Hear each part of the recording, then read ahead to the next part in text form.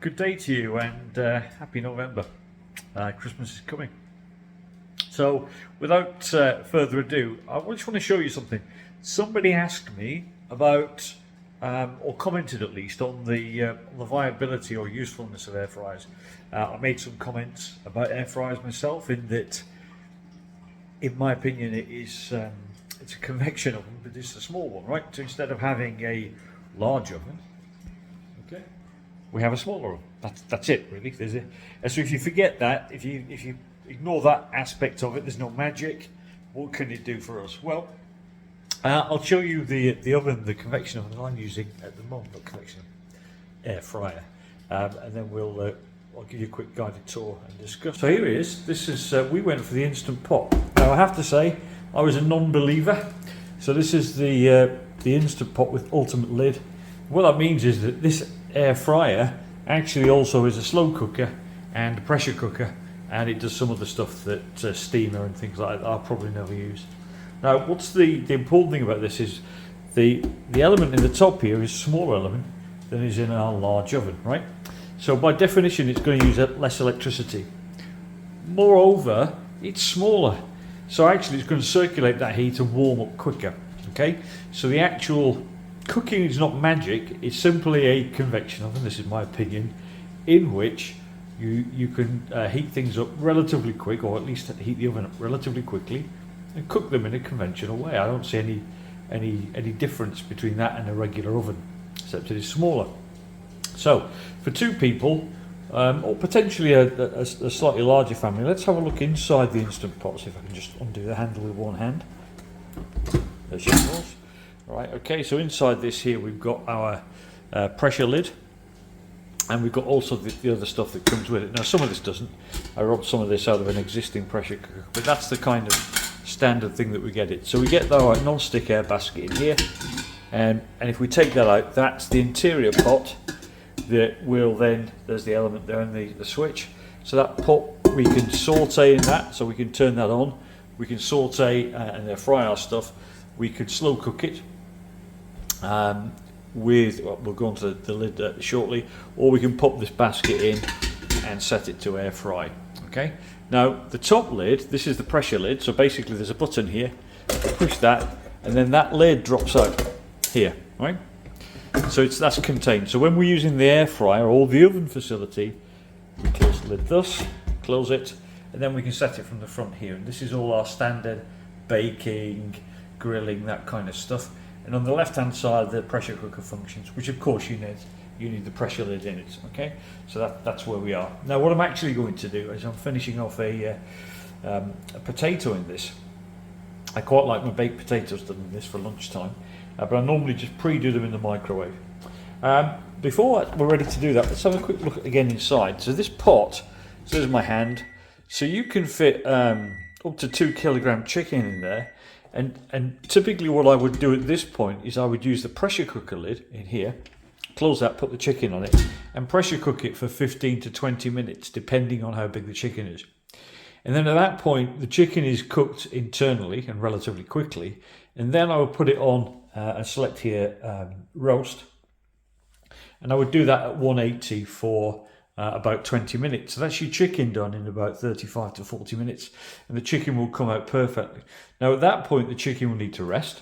So then what I do is, having parboiled my potatoes, I would then put them in this basket here, take the chicken out to rest and cover that with foil, and then I put my spuds in there, my parsnips, etc., and I would do them for 20 to 25 minutes whilst the chicken is resting.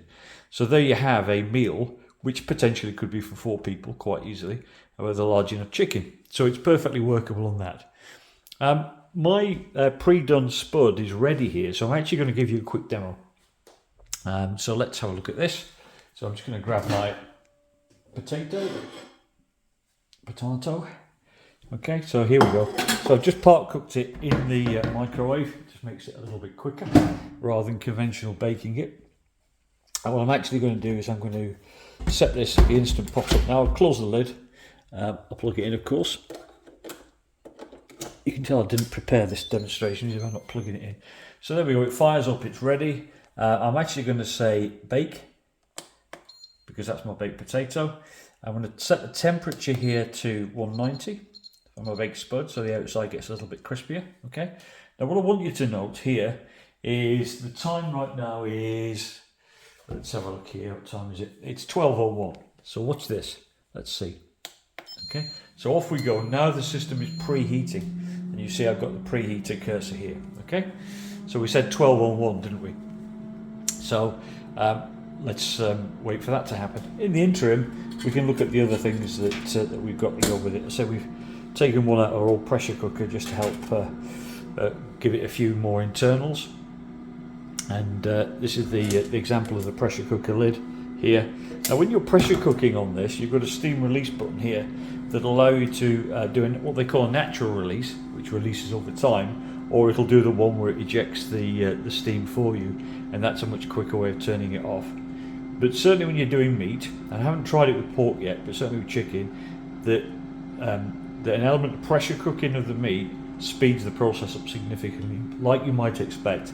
But then you can move on once you've depressurized it to actually roasting the oven. So what I'll do is I'll just finish now. We'll come back in a second when this is heated. Actually, we're nearly there. Actually, see, we're already 2/3 through of the heating, and it's now 12:02. So that's taken us 1 minute.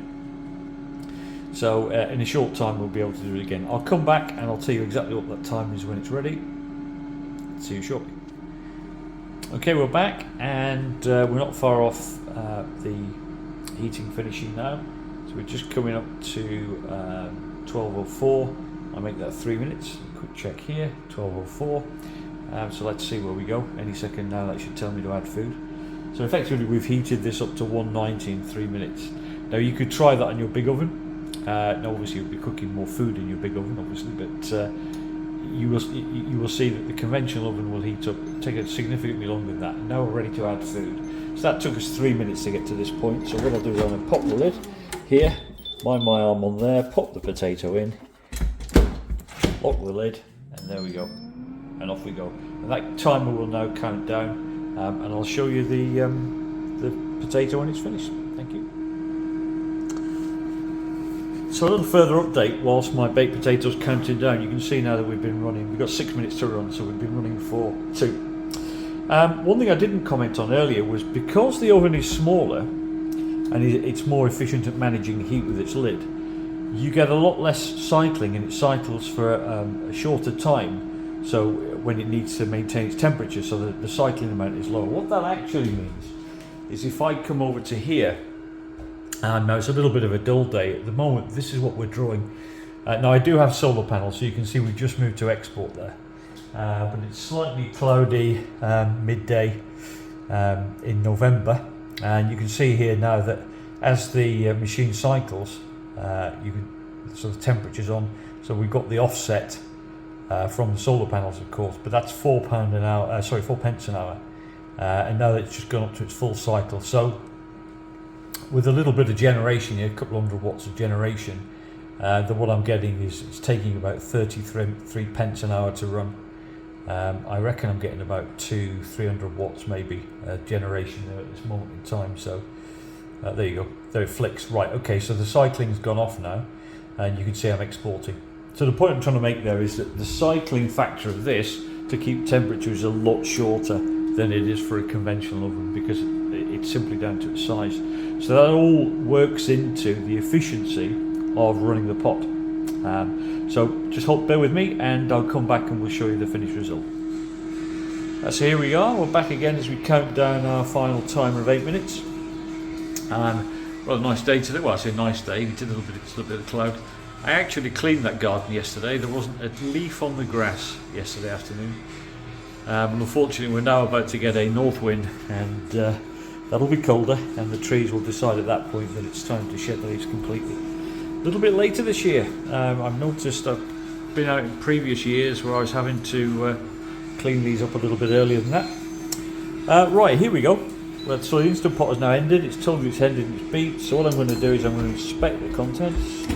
There you go, press it down slightly, and there is my baked spud, finished off just nicely. So what I'm going to do is get my plate, and I'm going to serve myself. Now the only thing, the watch that hand there. Of course, as you might imagine, that is hot, and that is such a typical man thing to do, isn't it? What is worth noticing around here, if you ever get one, is that you can potentially end up with that. And that happened to me a few weeks ago. So bear that in mind. So there you go, that's my Instant Pot. That's the air fryer, baker, oven, call it what you will, pressure cooker, etc, etc. But yeah, it's been extremely useful for us. It cost about £150, I think, but especially with the solar panels as well, you know, we're cooking in the afternoon, especially on a Sunday. We can cook in the light before it gets dark. And even when it is dark, we're still getting pretty good value out of this oven as opposed to running the big oven. So we're satisfied. I mean, there's things you can't do in it. Very, very large meals. Pizza, for example, you know, most pizzas won't go in there. So if you're limited to yourself to the to potatoes, your fries, all that kind of stuff, the usual things that you might do in a regular oven, then generally you can find the space in here. Like I say, joint of meat, no problem. 1.5 to 2 kilograms worth of chicken, no problem at all. Same with a reasonable sized piece of pork. Hopefully that's been useful for you. If you've got any comments, hit the like or make the comments below, and I'll be pleased to give you any more information that you need. Thanks for watching. Bye.